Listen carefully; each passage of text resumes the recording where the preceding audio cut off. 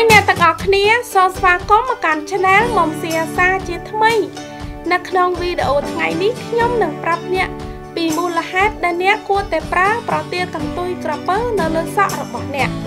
សូមទស្សនាឲ្យបានចាប់ទាំងអស់គ្នាដើម្បីទទួលបានចំណេះដឹងពេញលេញពីវីដេអូមួយនេះប្រទាលកន្ទុយក្រពើមានប្រភពមកពីប្រទេសឥណ្ឌាប៉ុន្តែវាបានคล้ายជាការពេញនិយមនៅទូទាំងពិភពលោកដោយសារតែលក្ខណៈសម្បត្តិជាឱសថដ៏ពូកែស័ក្តិសិទ្ធិវាងាយស្រួលដាំដុះនៅផ្ទះហើយមានលក្ខណៈសម្បត្តិប្រឆាំងនឹងការរលាក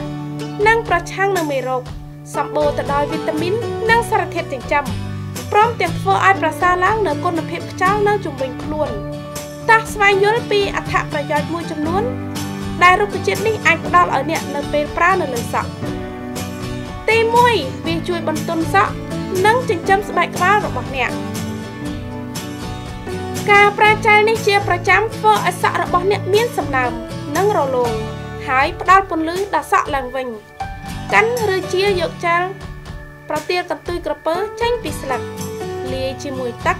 ហើយលាបល្បាយនេះនៅលើសក់របស់អ្នកម្ដងបន្តិចរហូតដល់សព្វពេញសរសៃសក់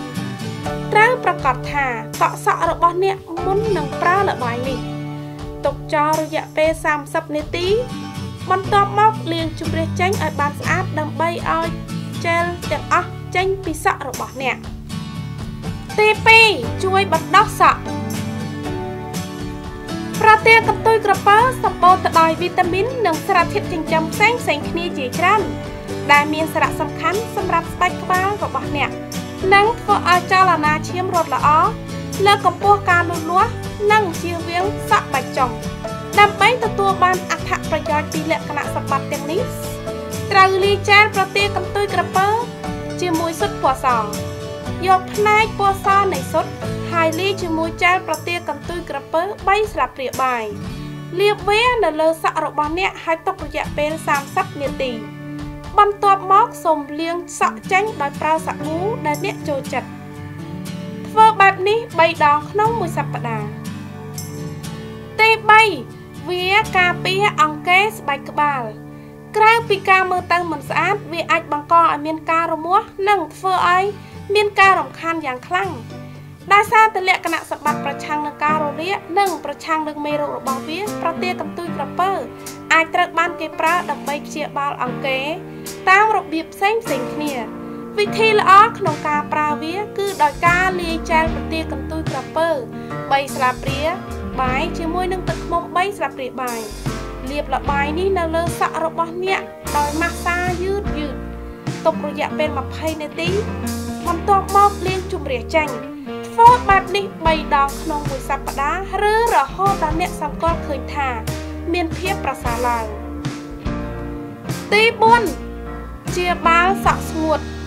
លក្ខណៈសម្បត្តិផ្ដល់ជាតិទឹកនិងជួសជុលដែលមាននៅក្នុងចាល់ប្រទាលកន្ទុយក្រពើលាយជាមួយនឹងអាស៊ីតខ្លាញ់ពិសេសដែលមាននៅក្នុងប្រេងដូងធ្វើឲ្យការរួមផ្សំដ៏ល្អឥតខ្ចោះនេះ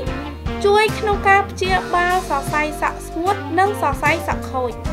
ដាក់ចាល់ប្រទាលកន្ទុយក្រពើ3ស្លាបព្រាបាយជាមួយប្រេងដូង2ស្លាបព្រាបាយលាយឲ្យសព្វល្អញែកសក់របស់អ្នកជាផ្នែកហើយលាបល្បាយនេះនៅលើគល់សក់ជាមុនសឹមលាបរហូតដល់ចុងសក់ក្របក្បាលរបស់អ្នកដោយកន្សែងហើយទុកល្បាយនេះរយៈពេល1ម៉ោង